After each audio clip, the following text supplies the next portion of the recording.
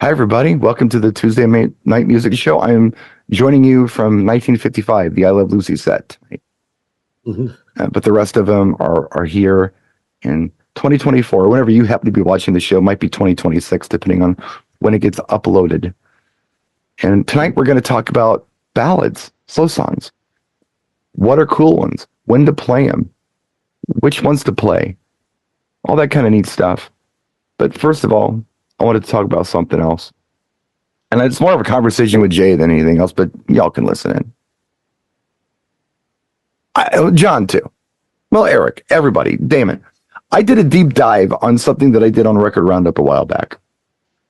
And it was really impressive, and I wanted to share some of the facts with you. We were talking about that Genesis self-titled album from 1983. Remember that? Love it. Did you know, and I didn't know this, did you know that they pulled a Beatles Let It Be with that one, where they came into the studio with nothing and wrote the songs in the studio? No. They had nothing. They were just jamming and came up with things. It was really neat. I watched a little documentary on it too. Oh, nice. Very cool. So Phil would come up with a drum thing, and Tony would come up with, melody on the keys, and Rutherford would come up with, some guitar stuff. And that's how all of that stuff happened. And I thought that was really interesting. Now that I'm back here in the 50s with you, I totally can understand. Are you feeling it? You're feeling it now. too? I wasn't before, and I said, is it because of his location, maybe? I have this cool new white light effect. I don't know if you guys it looks great. Here. It's white light on white light. White really and awesome. Gray. And the white and the gray is awesome because it's... I think so. So with all of that, I gave the song Illegal Alien another listen. No. It's a great song. Who wrote the lyrics to that song? I mean, obviously we're going to guess Phil Collins, but for some reason I want to say Peter Gabriel. It was Mike Rutherford. Was it? Yeah, okay. He wrote the lyrics. My next guess. That was my next guess. Yeah. But, I'm listening to the song, and you know who owns that track? Frickin' Tony Banks, the keyboard player. Well, and that's why he's always had that half smile, but he never speaks, because he's the richest guy in the band, because he's figured out publishing. Well, that is something else that was going on with that album that I felt was interesting. That was the first album since Lamb Lies Down on Broadway where all songs were credited written by Genesis. Oh, so they split it. They split everything. That's fair. Yeah. But if you listen to Illegal Alien, that's a complex track. It's really There's complex. a baby piano under all of the simple stuff that's brilliant. And it kind of sounds like the old prog rock stuff. It's really good. Totally. That's all relatively simple melody, and that's probably the most popular song on the album. And Mama, Mama is Mama. Something interesting about Mama that you may or may not know. You know that bit where he laughs in there? Yes. You know what that's from? Clockwork Orange.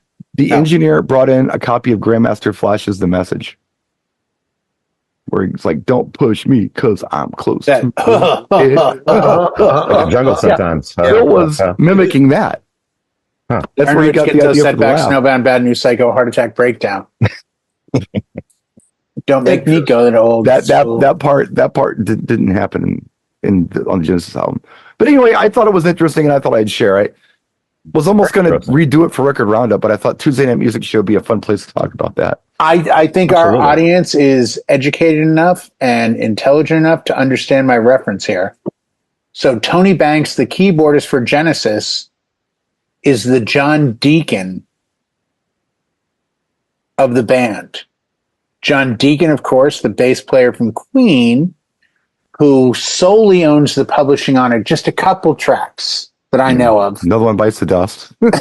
And Best Friend. So, he's probably still okay in his retirement. Absolutely. If he figured out, you know what, I'm worth as much as everyone else in the band. I think I can quit. I mean, Tony Banks is the name I can never remember from Genesis. It's always okay. Mike Rutherford, Peter Gabriel, and the other guy. But because Mike Rutherford did Mike and the Mechanics. Right. And obviously Phil Collins. But Tony Banks just sat there smiling. But man, that guy's all over that album. Like, he's the melody of that album. Well, It's so cool. Your next deep dive should be, where is he on the earlier product? Oh, he's there too. You can tell, especially if you listen to Illegal Alien. the chord progressions he's using on that. I'll share it after the show if you're interested. There's a behind the scenes video I found where he's working it out. It's really cool. So I'll share it after the show. And when it does, I mean, I would ask and implore all of you hearing this and seeing if you do show, if you're interested, to listen to that song, because it does have this insane keyboard. It's the stuff under that jumps under, but that's the thing. That's what you hear. Then underneath, it's got just the chordal thing. So yeah, and it's very prog rock. You can tell that he was the guy all along. He was the guy. You know, did he do Home by the Sea? Yeah. I bet he did. The second revision, there's the instrumental and Home by the Sea 2, yeah. Home by the Sea 2, that's the one that gets very prog rock. Like, well, it's like 7 minutes long. It's like down. It goes from piano to Hammond to B3 to this to that. It's all over the map. So if you're a music geek, give that album another listen. It's interesting for me, it was interesting to know that. So before, every time they'd done an album, they were paying per hour for studio time. This time it was like one of their home studios. So they didn't have to worry about that. They just walked in, pulled the Beatles, and just say, hey, we've got no material, but let's jam and write something. Yeah. So they were in there for like 3 weeks and came up with the album. Yeah, talented group of individuals. That would explain all the layering too, because you've got time to get snippets and then you sample it all together, and everything's got depth. When they really started getting into multi-tracking things. It's a much more relaxed way to make an album. They said they didn't feel pressured or rushed or anything. And it's very cool to watch, because there's a behind the scenes video that I think Phil Collins shot that you can watch where they're playing. You've inspired me to look up, is there a behind the scenes video for Take Me Home, which is the first time that Peter Gabriel again joins the band Genesis for a track. Is the song called Take Me Home. And they were saying how Abracab was their best-selling album to the date, and between Abracab and the Genesis self-titled album, they did solo projects, and they also toured as Genesis with Peter Gabriel for a benefit for a foundation that he's involved with that I saw a show for in the 90s. But they've been... Wait, you saw the three guys plus Peter Gabriel on a tour? It was between Abracab and the self-titled album. They did that tour for a foundation that Peter Gabriel... Oh, so pre-Peter Gabriel So. Way before So. Yeah. They were working... They've always worked together, but on the down low. Because I would pay extravagant money to have seen the 80s Genesis with Peter Gabriel. Peter Gabriel, that'd be neat. That as co-headlining and then performing together I would have spent hundreds on that ticket. No, I saw Peter Gabriel, and I'd forgotten I'd seen Peter Gabriel until I found the ticket stub, and then I started remembering he was, for some reason, Sinead O'Connor was on stage with him the whole time too. And so that was a really interesting show. Did she do the Kate Bush parts? This is pre-So. No, this is in the 90s. Oh, so this is after So. So I wonder, did she fill in those female vocals? Yeah, the Don't Give Up vocals, and probably did. She was like dancing around, beating a tambourine most of the time. And then she would hop on the mic once in a while. I vaguely remember it, but tremendous. I would pay so much. This is one of the downsides of today, is where we see the farewell and peace out with Aerosmith, and a lot of bands have now decided this is it. Mm-hmm. Like, we're going to give you one last try, but we're going to charge you an exorbitant amount of money. And now the young audience is like, oh, we never got to see the Black Crowes. I'll spend $600 to go see them. It's like, dude, I saw their first tour for $9. Well, I was having this conversation with my mother. Like, let me in the door a little cheaper, bro. I've been around. When my brother was here last year, he was very angry at his wife because she called him up and said, hey, surprise, I bought Aerosmith tickets. They were only $800 a piece. He's like, woman, I'm building a car right now. What are you doing? So by the time the tour came to their city, I guess, I don't know, what's his name, stubbed Steven Tyler stubbed his toe or something, so they canceled. So I get the money. Well, he had some vocal issues. Yeah, whatever it was. Yeah. Step away. But anyway, my mom's like, I can't believe they're paying like $800 a ticket for this. I said, I can't either. If I'm going to see Aerosmith, I want to see Aerosmith in their prime. I don't want to see Aerosmith ready to fall over dead. And I don't want to pay an astronomical extortionate amount for it either. I want to see these artists in their prime. I saw them like permanent vacation days. I think the tickets were like $39.50 plus handling. And would you rather have seen Elvis like in the 50s and 60s, or would you rather seen him in the mid 70s? And if you knew that was Elvis's last show, you'd probably pay an extortionate amount to see it. But the guy could barely remember his lines. So, but there's music and nostalgia have always held hands very tight. Yeah. From a practical point of view, though, why would you pay more money to see less show? That's what I'm saying. Yeah, end of life shows that their final pass tour. Yeah, Bon Jovi don't have the chops anymore. We talked about that. Well, unfortunately, I think it's just for people. Lionel Richie sounds like hell. I mean, just come on, guys. And by the way, John, memory serves, I think I was 19, maybe $20 in to the Providence Civic Center on the Rockin' a Hard Place tour for Aerosmith. Back then it was reasonable, but back then we also went to shows quite frequently. We bought the vinyl, the tickets were cheap, the t-shirts. We got the t-shirts. We got a couple $12. Beers. I went to the Dade County Coliseum in Madison in 1984. And I saw Autograph when Turn Up the Radio just came out, with Rat when Out of the Cellar just came out. I saw them headline at the Channel that same year. I paid $12.99 for that ticket.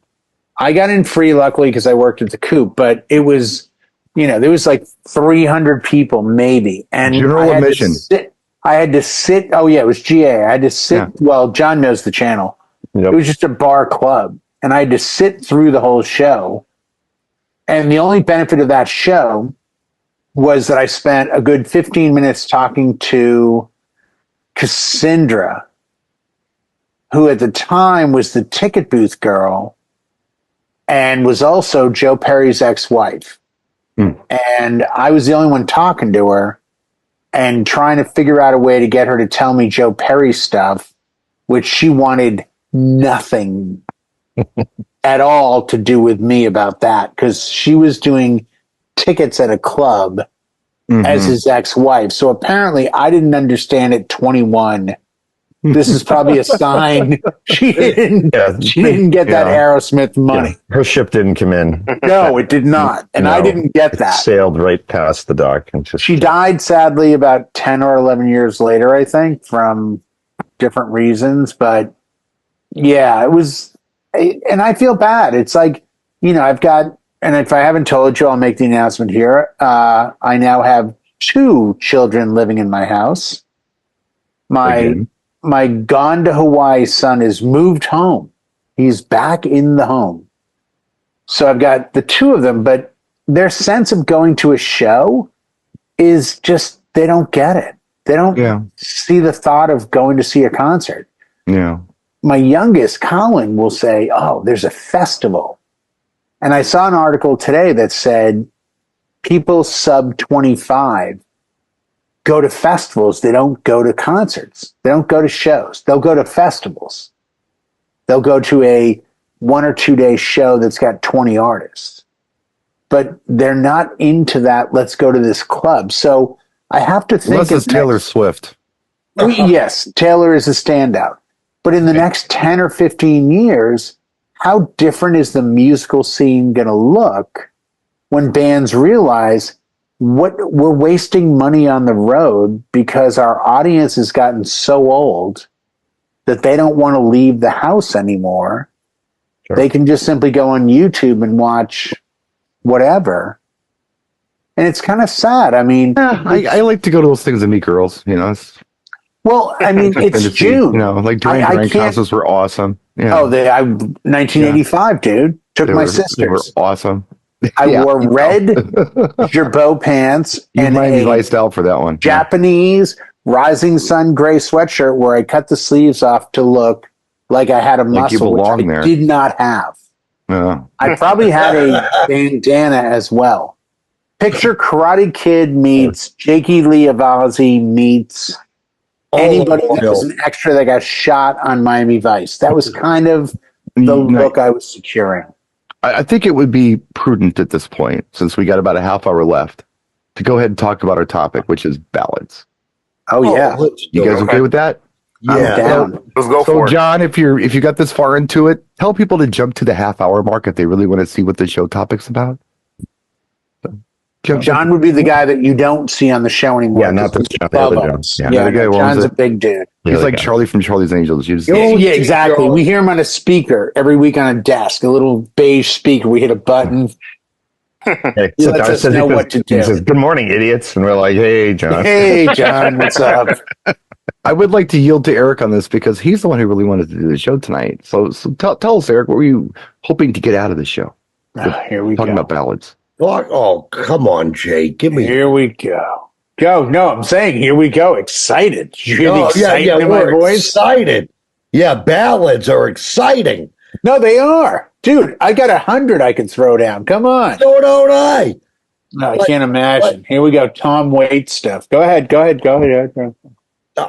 Like when you're at, and this is not just specific to weddings, at a private event, birthday parties, whatever. If you're going to throw down a ballot, right? And of course, it's going to be different for every event, I'm sure. A choice in a ballot, right? I mean, so I will just start it off by saying, I'm at a wedding. I've got a mixed age group in front of me. And the dance floor is kind of dying down. And that's my cue. Slow it down. Put on a ballad. Because that's right. Mm-hmm. And I think that's all of our cues, actually. You know, it's just, and I sometimes I feel like if you're at a wedding or a private gig, the ballads usually will pack the floor rather than a fast song sometimes. A lot of times. The right one will, yeah. Right. And it's just, and it's not anything you're doing. It's just the way, okay, I'd rather go up and slow dance than fast dance, you know? Right. So, all right. So I'll start it. I'm at a wedding. Dance floor is kind of dying down. Slow it down. What am I going to play? Again, it depends on the age group in front of me. Yeah. Right? That's the determining factor. That's the thing. What's in front of you? And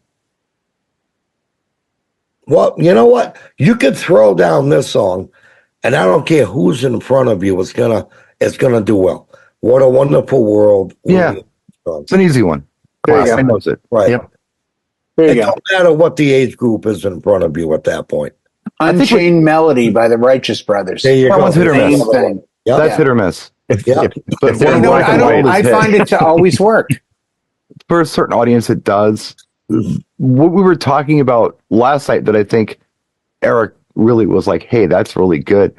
Yeah. I'd mentioned that, you know, when you're playing songs like What a Wonderful World or Can't Help Falling in Love with You, they're relatively short. Yeah.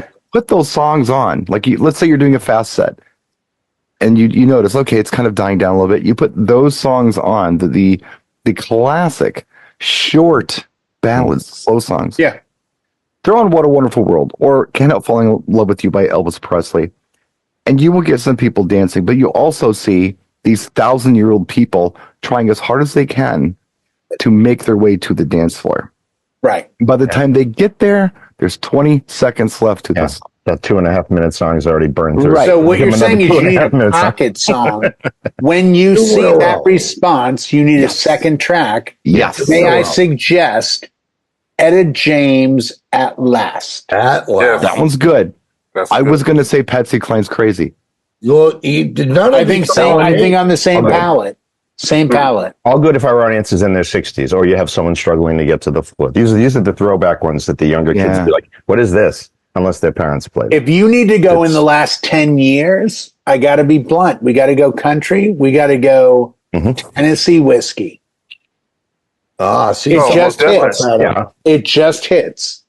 I was suggesting last night that I don't like playing those types of songs Brian does not play Tennessee Whiskey. Brian is in events that people go, "Where's Tom Waite? Is he playing tonight?" No, Brian Redd is here. Oh, okay. We'll still hang out. That's cool. For some reason, and I argue with Brian Jay hates about, the normal. I argue with Jay about lyrics a lot. I don't care about lyrics. Jay cares about lyrics. But I do care about lyrics. When it comes to slow songs, I very much care about lyrics. Absolutely. And I feel like that Tennessee Whiskey isn't the most romantic song ever. But you know what? If I need a slow country song that's relatively contemporary, my recent go-to has been Beautiful Crazy. That's a really nice country song, and it's relatively new, and it seems very wedding appropriate. In fact, I've had people request that for their first dance. I've never had anybody say Tennessee Whiskey is our first dance, but they have said Beautiful Crazy. I've had a couple over time, like anything else. And by the way, I do need to point out that now that Brian is getting serious, he's getting the one-piece bang coming down. Now he's got two of them. Okay, that's a little more psychotic, but just the one thing, I was like, you like that? Much respect. Much respect. I'll put it back. No, much respect. Not all of us are gifted with as much hair as you have left. If it looked good with if someone said to me, what I have, leave me alone. If someone says to me tomorrow, John's not picking on me, and he's got a head of hair. What's the best or most moving love song you could play at any time, anywhere, at any event? I got to be honest. No, this will sound crazy. And I said that because if you haven't seen Mr. BSR's videos on what not to say on the microphone, to be honest, ladies and gentlemen, you need to check this series out because it is very good. I didn't say don't say them. I just said don't say it repetitively. That's all. Okay. Comma. Hit me. Billy, Vera, and the Beatles. At this moment. At this moment is probably one of, if not in the top 3 best songs that I could think of to play anywhere. If someone said, play the best love song you have. But isn't that I Miss You breakup kind of song? But it's not, but see, again, even though I'm gone lyrics, I think it's just the message, the melody. Yeah. I mean, there's a generation where I'm from that Thank You by Led Zeppelin is the most beautiful love song of all time. And if you listen to the lyrics, it really is. I mean, it genuinely is like, oh my God, this is like gut wrenching. But yet so is Randy Travis, Forever and Ever, Amen. But it's a little quick for a love song. It's not a slow, it's not a ballad. It's a little peppy. No, that's the thing. It's a nice song. Yeah. The message is there. Yeah, it is. It's like, what do you need at the end of the day to say, this is it? I remember, oh boy, this goes back probably about 15, 20 years. I was booked for an event and I got this list of songs they want. It was a wedding. This was back when I was still using what were they called? The Black Widow lasers from ADJ. I mean, it was a long time ago. The battery operated red ones. It was that long ago. So it might have been 30 years ago. Lights. I don't know. I'm sorry. They were fun. They were tons of fun. They kept the kids entertained. But I remember that I got the list of music they wanted for the event, and it was all beautiful songs, but they were all breakup songs. It was Time After Time, Cyndi Lauper. It was Careless Whisper, Wham. It was that stuff. I'm like, these are great songs, but they're not very wedding centric. So I remember calling the client and saying, you realize that these are all breakup songs? And they laughed. They go, yeah, but we just love those songs. Cool. Then I have no problem with it. Oh, there you go. It's like you've heard. Have you ever listened to all of these depressing songs that you picked? No. Well, they're not even depressing. They're the kind of they're teenage slow dance songs. They're songs that you would hear at the high school dance back when we were young. Yeah. Or at the whatever. Yeah. Today there's not a lot of ballads, fresh ballads that pop up on the radio unless they're country. Back in our day, I mean, all cylinders. You could get them in R&B, you could get them in rock, you could get them like Heaven, Bryan Adams, or you'd have Always from Bon Jovi. Like there were rockers doing, slow jams for our folk. Whatever power ballads. Power ballads. Yep. Open Arms Journey. Might be a guitar solo before it's over. I remember You. Oh, that's a little. Hey, got to throw it That's in a the little list. fast. Yeah. I Remember You by Skid Row. I think every rose has. Its I guess. Yeah, I guess that's a power ballad. Yeah. Yeah. Sweet You're Home. right. You're right. Home Yeah. Sweet Home Home. Sweet Home. Home Sweet Home. That'll That set was off a the fire big and one for a suppression while, because wasn't it? they'll all have the lighters lit and That was a power sprinklers will ballad, go though. off. It was a power ballad. That packed the Well, dance floor at a one- school dance. Yeah. 1 in a Million, you, Larry Graham. Well, now we're on the R&B Oh, side. it's been so long. We used I to know, play but that When We is Get a Married, Larry classic. Graham, a lot. That is a classic right Yeah, there. it is. 1 in a Million, you. I mean, the words, everything about it, it's love from start to finish. Well, we went that '90s period. We went through what was it? God, I'm gonna My mess it Eyes up. Adored You, Frankie Secret Valli. Garden, Kevin says. Oh, that was a great one. Secret Kindly, Garden, I love, yes. Truly, Deeply. Yeah, Truly, those guys. Madly, Deeply, yes. Yes, that one was a love Yeah. song. Then you Savage had Casey Garden. and There we go. JoJo, Savage All My Garden. Life. Thank you. Yeah. No, All My Life. Yep. You love songs were a little different. Whereas the '80s, they were the boy meets girl, girl leaves, boy's depressed, and it goes where it goes. Well, Kevin in the comment section mentioned My Eyes Adored You, Frankie Valli, which is funny because when I was a kid, I thought that he was singing Miles to Georgia. And the only reference I had to Georgia was Midnight Train to Georgia and Ray Charles doing Georgia on My Mind. So I thought Georgia was the saddest place in the world. I guess everyone wants Every to get song to about Georgia. Georgia was really sad. That's it. You only go at midnight on a train. Only go. Yeah. And apparently, Nobody's we're not going happy to in get this into it place. on the show, Stay but away from Georgia. apparently, me and Gladys are not getting along right now. From Gladys and I are not friends either. No. Yeah. No. Apparently, Gladys is Gladys blew taking with the me whole in the 80s. whoop. Another and just show.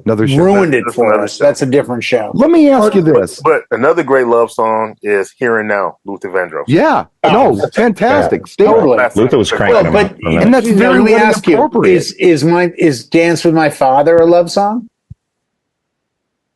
by Luther? I think it is. That's very wedding But specific. it's a though, right? different. But see, John, that's the It's a thing. different It's like vibe. where do you Butterfly draw the Kisses. line? It's like- Oh, yeah. And I'm going to say this because it's yesterday. I had the joy of spending the day with my beautiful wife, and yesterday was my wedding anniversary of 24 years. I've been married. Well, congratulations. Congratulations. Thank you. And I will never forget the fact that I had some control over the music. And the very last song of the night that ended our wedding was a song called Home Tonight by Aerosmith, which to me is a love song. It's about, I'll be home tonight and we're together and we're leaving. But yet you could argue no, it's not a love song. That's this, that's that. I think it's all in how it hits you. And I think the beauty of love songs tend to be, how do you associate a memory? Sorry, Brian, with the song. Here's you dating somebody in high school and you heard Allison by Elvis triggers. Costello. Yeah, it's triggers. Don't you think that's always the case, though, Brian? Of course it is. I was going to ask you, too, if you had ever heard the song by Barry Manilow. Yes, I have. You Are My Child. Yes, I have. Yes, I have. Yeah, that's one that is really nice to do, for a Mother Son dance. And you know what? I will see you with Mother Child, and I will raise you one with Mr. Elton John, Blessed. Yeah. For a Mother That's a great Son one. dance. That's very nice. I have a Use that. question. Yes. I'm going to go around the room on this. Everybody gets a chance. Okay. Does anybody have a guilty pleasure ballad they like to play? Because I got a couple. I play them for specific reasons, but I have fun with it. I'm actually enjoying playing these songs. Does anybody have anything like that?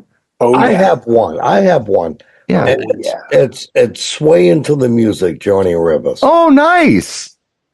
I love it, and it's because it reminds me of an ex-girl, years ago, and we were slow dancing in the house. That came on the radio. I don't think I own that song. It's such a great song. I've got Secret Agent Man, but I don't think I have Slow Dance. Well, That's a nice I'll song. send it to you if you need Okay. it. Slow dancing, swaying to the music. Slow What dance. else in the whole wide world? Yeah. Is that the Yeah. song? Yes, right. Yeah, I That's know that the song. it. That's Yeah, a great good song. song. That is a That great is song. a perfect ballad. You know it, Brian. Right. Oh, yeah, I know it. Of course. And I've tried it at events, and people look at me like, what is this? Nothing. That's the age problem. They're not old enough to remember. It's not anybody's lexicon, but it's a really good song. It's a great. The words are fantastic. It was on the radio a lot out here when it was in its prime, and then I was right around 80, like late 70s. 70s. Yeah, Late 70s. 78. Right Very around. contemporary for Johnny Rivers. Most of his stuff felt like 60s, early 70s. Early.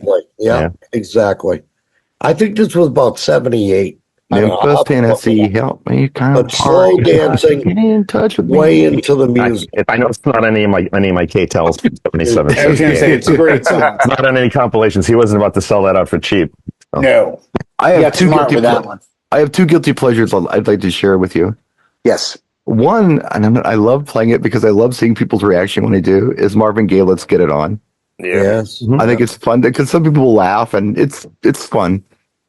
And the other one I've shared this several times, and I've told the story several times. But can we guess? Pussy Control Prince. No? No. Engelbert Humperdinck, After the Lovin'. Because when you put that song on, if there's a couple there and they're like maybe 70s, they get freaky. Oh. I will say to the bride and groom, we'll talk, it's been great. Hey, I think I can make your grandparents get freaky on the dance floor. It's like, oh, no, you can't. I'm like, oh, yes, I can. Yeah. No, like, I bet you. What do you want to bet? Watch this. And like, what are you going to do? Like, watch. It's like, oh my God, what's he going to do? I mean, I'm literally talking to him in the booth. I've done this several times. And I press play on this track, like, wait for it. Like, that's not going to happen. All of a sudden, the grandparents come out there and they're waltzing, but they're really close. And like, oh my God. Oh my God, that's disturbing. I'm like, yeah, it's great, isn't it? But if you had to follow it up, Brian, what would you follow that song with? Because I have one in my head. I think you might too. What, After the Lovin'? Share it with us. What would you follow it with? I think I would go to Canada. I think I would tap Miss Anne Murray. Oh, can I have this dance? I have this, yeah. Mm-hmm. That's a really good choice. Typically, when I do something like After the Loving, I don't follow it up with anything because that's kind of. No, I'm saying if you had to, though. Yeah, if you had to, I think that would be a really good choice. Something waltz. Yeah. Yeah, but at the end of After the Lovin', I would usually just light up a cigarette. You know? Right. Yeah. Yeah. It's a nice one. It's like a 4.5 minutes. It's appropriate. They get time to get to the dance floor on that one. You get time. I would have a little gabagoo and just sit there and live within the set. It's appropriate After the Lovin', you know. Damon, do you have a guilty pleasure ballad that you like to play? Yeah, actually, I did this one at a good friend of mine's wedding.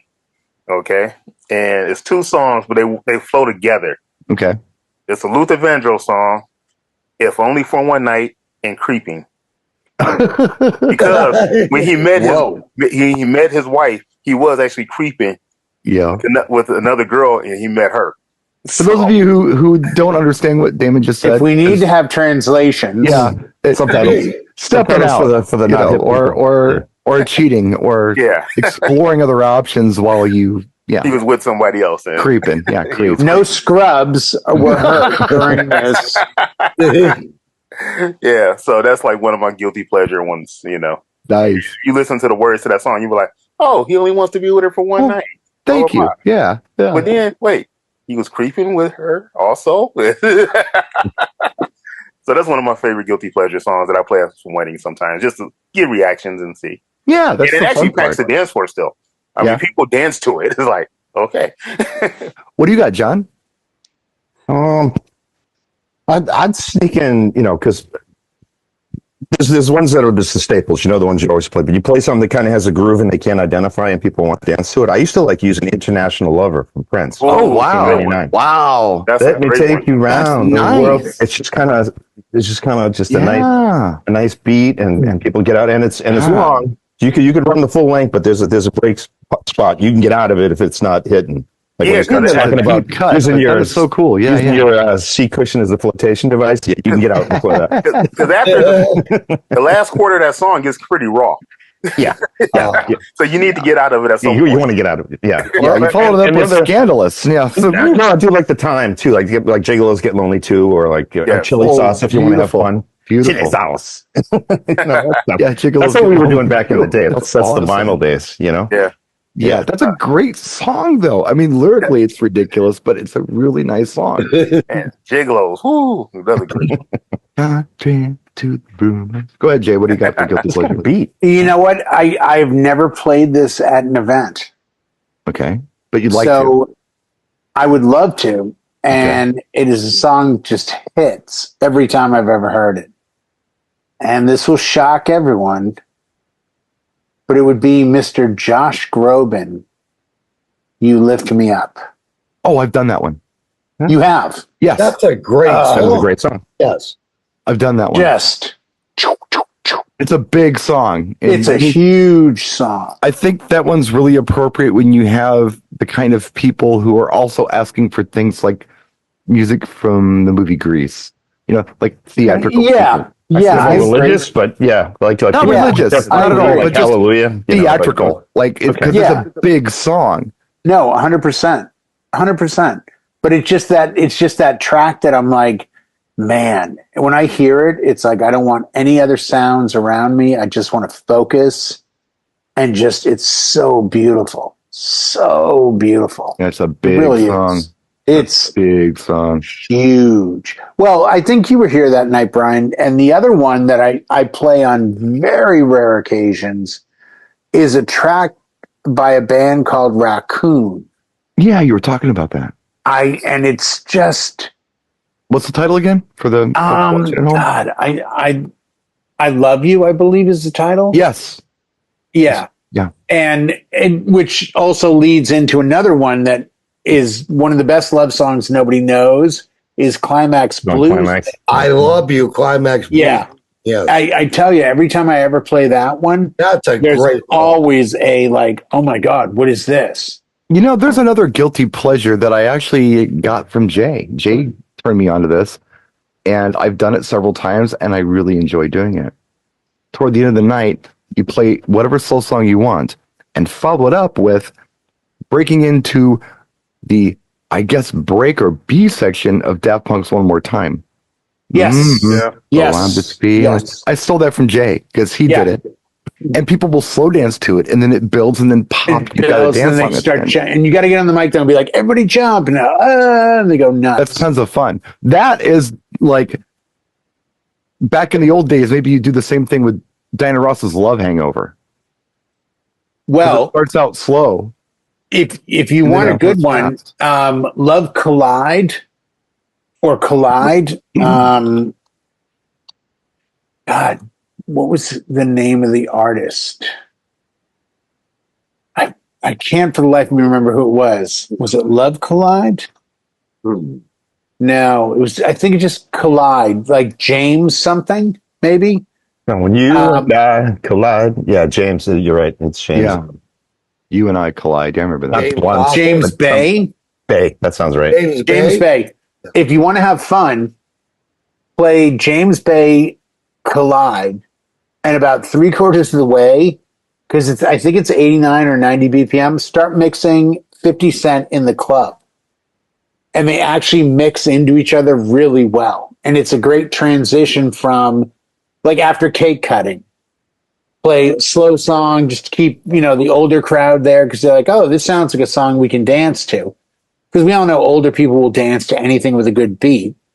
The younger people are like, oh, I think I know this song. Oh, I'll dance. Yeah, it's like every reggaeton song has the same beat, but you got to play the right reggaeton song or they won't dance. Exactly. And that's why I play Gasolina. Thank you, everybody. Good night. Oh, I love that beat. Yeah. Been the same beat since 19. But yeah, try Collide by James Bay into 50 Cent in the Club. And it's a great transition up where you're suddenly like, it's a love song. No, now we're in the club. Just little 2 cents advice. Now I'm going to throw something in here that, see, Jay likes the ballads to be lyrically loved, right? I do too. Okay, all right. So here's one, and when I say the guy's name, you're all going to say the song that I'm not thinking about, Dan Hill. Okay. Sometimes when we touch is what you're thinking about, right? Yeah, that's a little right out of the gate. That's right up there with "You Light Up My Life." All right, but that's not. Am I the only one that hears Shannon suddenly in the back of my head by Michael Murphy? That's jam. Don't be hold on. Yeah, who's Shannon? That's Henry Gross. Sorry, that's not the song I was thinking about. Okay. Dan Hill, though. Dan Hill. It was a song he did in '87 called "Never Thought." Of that, if you listen to the lyrics, that is a love song, dude. all day long. I have to look that up. Eric is our hidden Oh, I gem just when it did. comes to Wikipedia deep dive. says Eric, his mother, Oh, here we and go. the artist are the only three that know this. And the track. occupants in his Okay. car are the only ones that know. 87, you all should know this song. It's called Dude, how many of us were tying bodies down to bricks in '87? Oh, I give up. I give up. It was different. There were bricks in '87. Play it No after respect, the no show. respect. An IROC, 87. There was an IROC one time with the T-tops off. It was a beautiful sunset. Her name was Monique. Now I know why tigers eat their young. And why we can't have nice things. This is why we can't have night. Play it after the show. I guarantee you, everyone in this room will know this song once you start playing it. After the show, play it. We'll play it. Never thought Dan Hill. We're playing it before we do the illegal alien thing. And we should wrap the show. We are an hour. Yeah, put a fork in it. Let's get out of here. I need a cigarette. Bravo. We'll see you next week, folks. Thank you for watching. Thank you for tuning in as always. And don't forget to check out our sponsor, DJ Event Planner. Have a look at them and our other sponsors in the